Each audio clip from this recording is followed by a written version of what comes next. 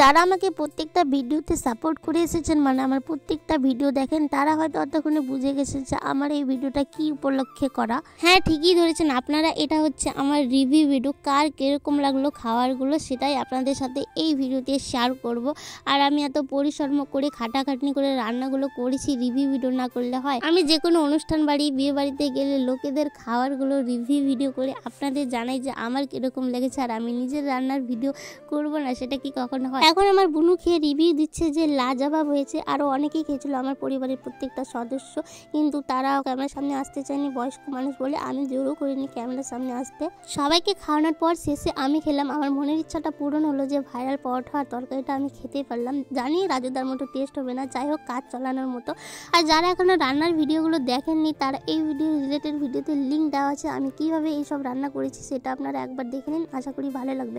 আজকের জন্য এখানেই দেখাচ্ছে পরের ভিডিওতে।